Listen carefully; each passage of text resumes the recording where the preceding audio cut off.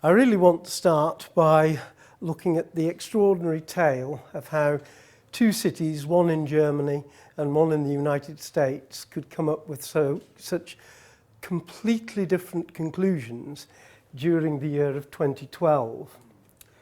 If we look at the two things that happened, the Cologne Regional Court basically said that under, if I understand it correctly, Article 1 of the German Basic Law, that male circumcision was in fact illegal, and that there were, as I understand it, two main threads to that. One was that it was a criminal assault against the child, and the other was that it took away the child's constitutional rights to self-determination.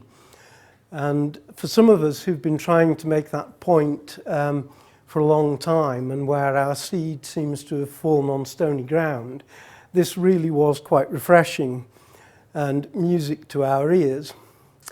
Later that year, the American Academy of Pediatrics came out with this extraordinary paper which said that male circumcision has benefits, and the benefits exceed the risks, and parents should be able to choose this, and you've got to take away these financial disincentives for them not to choose it. People who fund it should pay for it, and that really is one of the key points that they seem to be trying to make.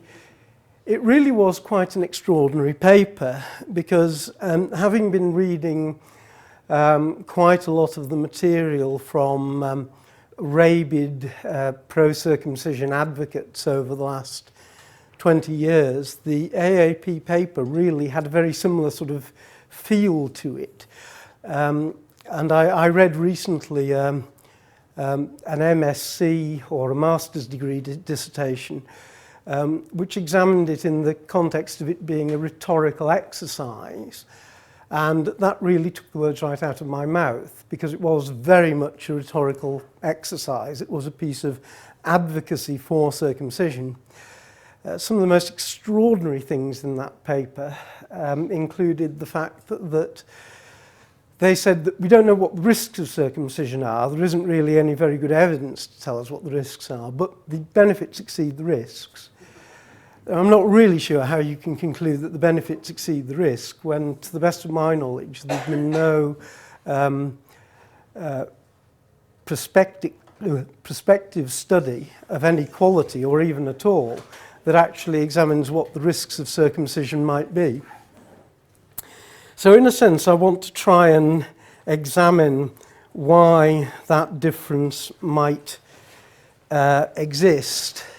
And I'm not sure I'm going to come up with any very firm answers about that, but I'm going to raise some questions. I do have one fairly good answer, I think, which helps to explain the differences. The Cologne court ruling ruled that it was a criminal act prohibited by law, that it caused illegal bodily harm to the children, and that the child's physical integrity superseded the parents' rights and the freedom of religion. I think this was a major step forward for the right to genital autonomy for male children, because all at once it had, at least in one small corner of the world, been ruled that basically this goes beyond what parents have a religious right to do. It goes beyond the right of religious freedom for parents to take away their child's right of autonomy. So to look at Elk Grove Village, on the other side of the pond, as we call it, the picture could not have been more starkly different. They said that parents may choose based on medical or cultural reasons, and that an enormous number of diseases were going to be wholly or partially prevented by circumcising young boys. Now, to return to Cologne for a moment, the ruling referred to section 1627, sentence 1 of the Criminal Code, and quite specifically said that circumcision of a boy who is not capable of giving consent is not in the best interests of the child.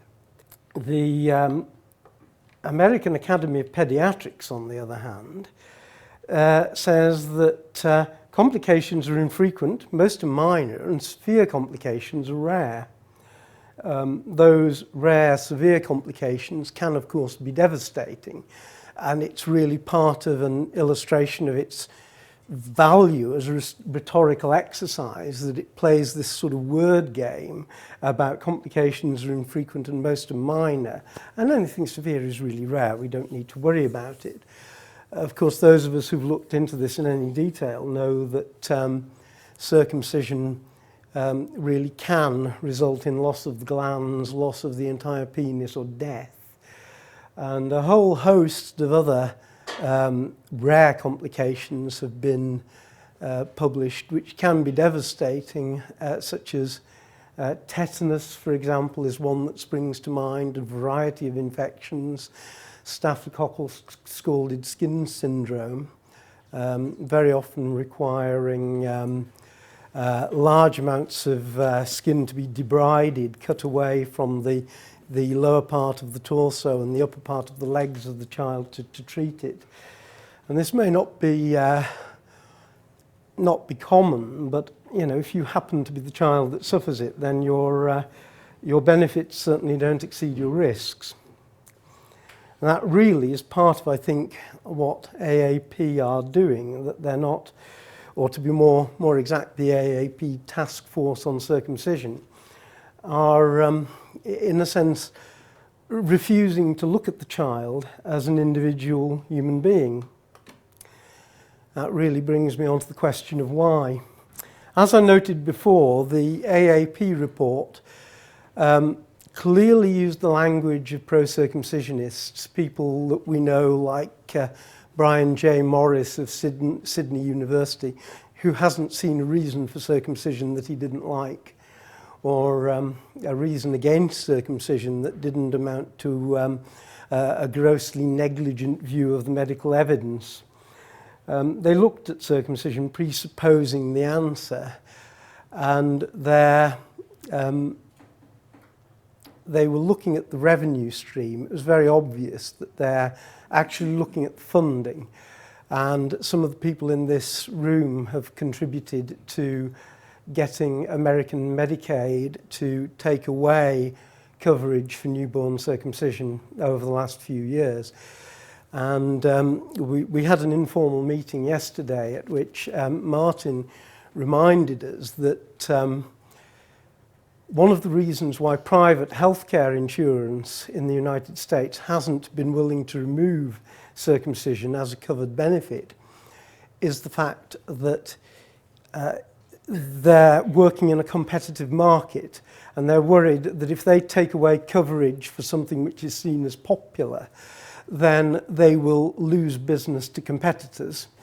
But that in fact, Medicaid, the state-funded version of healthcare insurance, was in fact seen by the insurers as a competitor.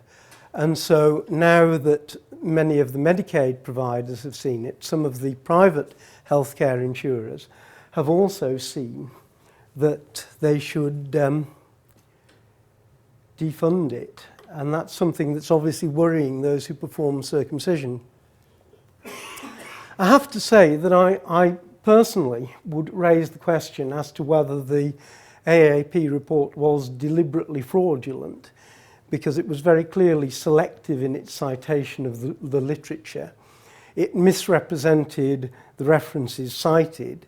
So, for instance, the Sorrell study, which shows that circumcision removes the most sensitive part of the penis to fine touch, was dismissed as being of poor quality, and its main conclusion was overlooked. They cited it in another context and making another claim. A lot of the references cited did not did not actually support the claims that were being made in the AAP report against the citation. So I think it's very clear that you have a rhetorical exercise here, a paper that's trying to sell a particular position without actually a due regard for what the medical evidence actually states. I was very conscious of the fact that the document looked like an appeal to authority. Here we have hundreds of references by august medical figures that are saying circumcision has all these benefits, and would we not be dangerous to disregard this? It very clearly seemed to me to be a marketing exercise. What was very clear was that it seemed to sort of parallel the processes that might be used by Big Pharma for a new drug launch, that they went away behind the scenes reviewing the evidence to confirm their position. And then the academic publication was scheduled, and on the same day the embargoed press release went out of its embargo. They were very keen to see that people who opposed their position did not receive any advance notification or have the draft in order to comment on it when asked to do so by the media. And they very clearly suppressed many of the comments that have been made in response to the exercise. You get the impression that circumcision is a tired old product that the American Academy of Pediatrics has to offer, and it needed a rebrand and a relaunch. And in a sense, I think that reflects the fact that a lot of people have been making the argument that circumcision is unnecessary, that it's not effective, and that it's dangerous, and that the brand was therefore tarnished and certainly needed a makeover. That the Cologne Regional Court saw children as being human beings with rights, whereas the AAP really seems to see children merely as objects. They don't have rights. They merely have, it would seem, perhaps an interest at best, but otherwise they're just something that can be dealt with by according to the parents' wishes. And I was particularly struck by one of their miscitations, if that's a valid expression.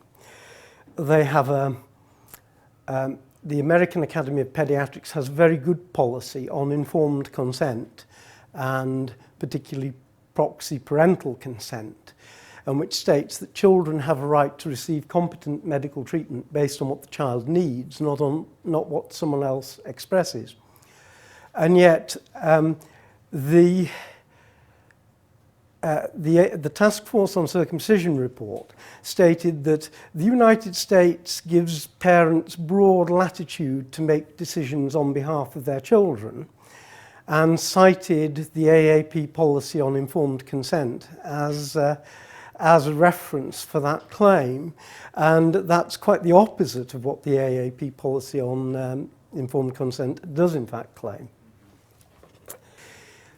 Here in Europe, I think we can say that the rights of children are moving in the direction of ending infant circumcision as a practice. That the prevailing view, particularly in northern parts of Europe, is that children are human beings and that they have rights, and that those are not merely protective rights, but that they're also rights to self-determination and a right to autonomy and a right to an open future. Whereas the United States seems to have a very different view of the status of children in general. And if that seems a broad statement, I think it's noteworthy that the United States is one of only 2 countries that hasn't ratified the Convention on the Rights of the Child. So I think that the United States is going to remain out of step on this, perhaps for some time. But since I first spoke on this topic a year ago, 2 things have happened. I think that one is that 39 paediatricians and bioethicists from European countries wrote a statement opposing the AAP policy, which was eventually published by the AAP's House Journal, and that the AAP then published a response saying, it's not us that are biased, it's you that's biased.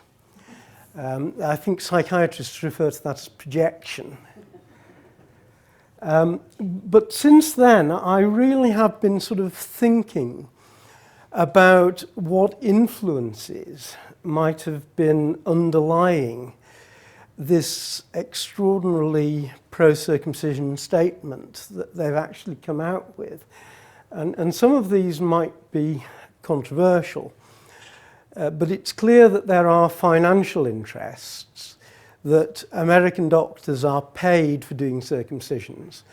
Hospitals have a revenue stream from performing circumcisions.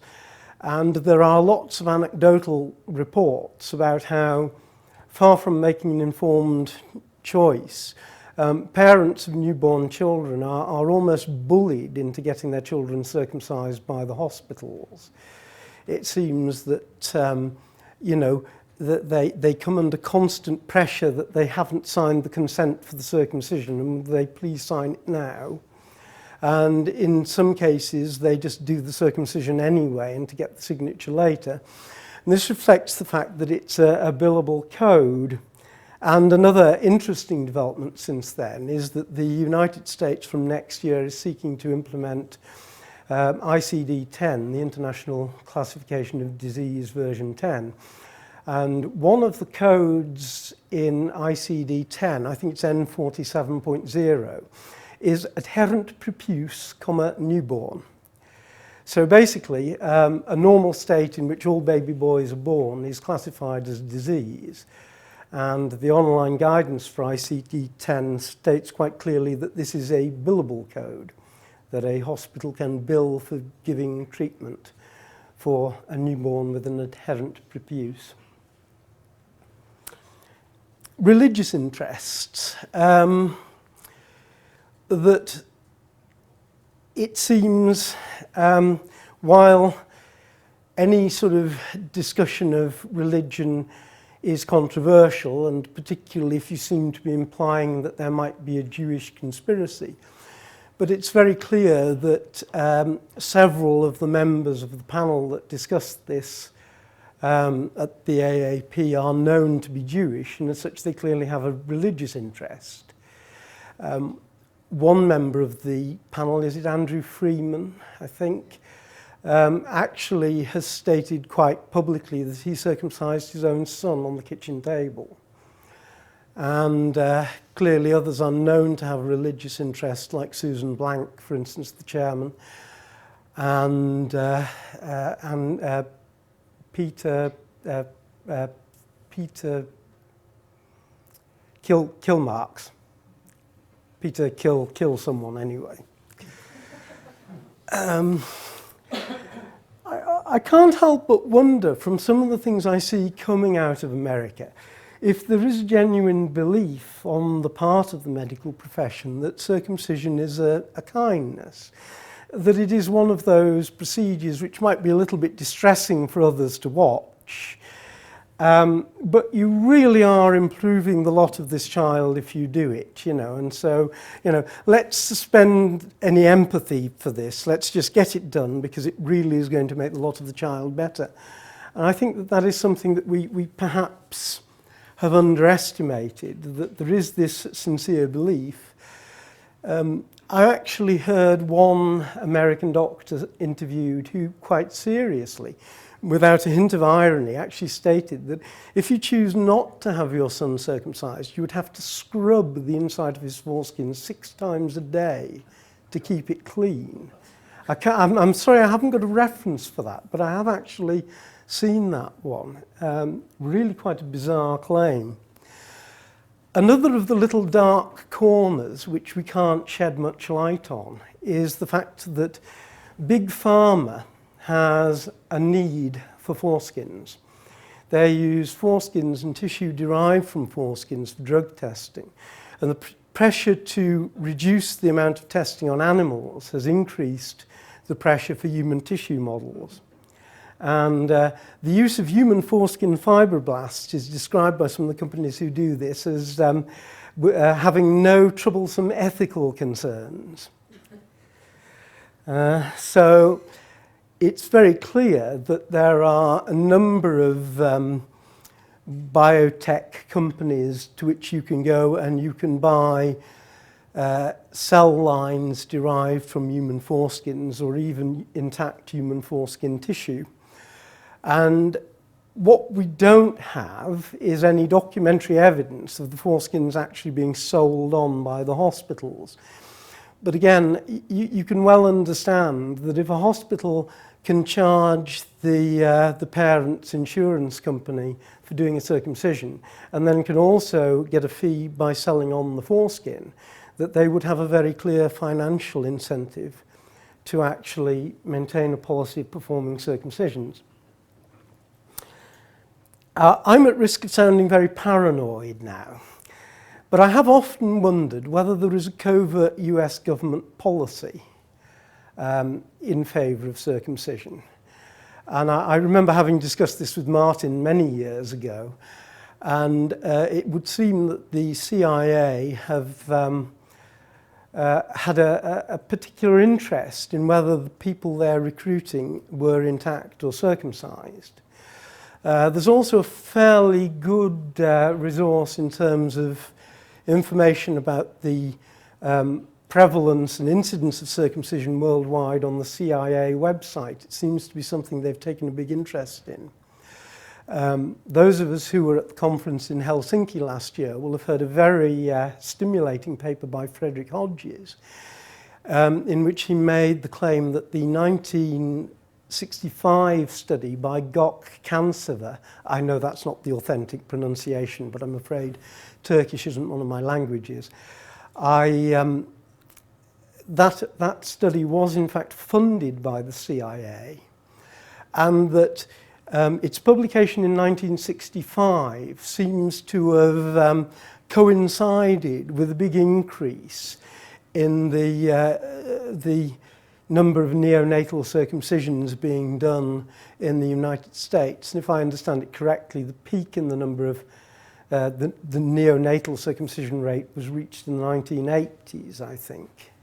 Early, mid-1980s, I believe.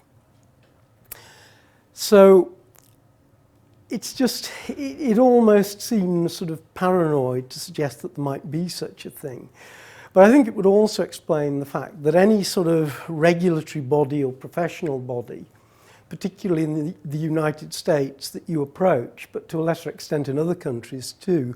A number of us, I beg your pardon, had a meeting with the GMC in this country about a year ago. And that there seems to be this complete unwillingness to make any sort of move whatsoever. And there are also anecdotal reports that we got last year that the German parliament came under heavy pressure from the United States government to enact a law legalizing circumcision, which in the end they did on the 12th of December. And then the other thing that strikes me is that we are seeing a replay of what happened in Germany in the 19th century. That there was a move from within the Jewish community in Germany at that time to abandon the practice, and that led to a significant division. This is fairly well written up, incidentally, in the book by John Ephron, Medicine and the German Jews, which was a fascinating read. And there was also a move from outside the Jewish community to say that this is something cruel and it shouldn't be being done. And that the response seems to have been to say, hello, you like Jewish medicine, you think Jewish medicine is wonderful, circumcision is part of Jewish medicine. So it was, in a sense, a sort of rebranding exercise, and partly the belief that it's medically beneficial that we see in America stems from that rebranding exercise which took place in Germany about 150 years ago. But I can't help but think that we're seeing the same thing all over again, because over the last sort of 10, 20 years, a lot of people have been making the point that circumcision is cruel and that it denies the rights of the child. And what we're seeing in the American Academy of Pediatrics report is a move to, again, rebrand it as being, it's part of our medicine. American medicine now is seen to be the best medicine in the world. And American medicine espouses circumcision because it's this really beneficial thing. So thank you for listening to me.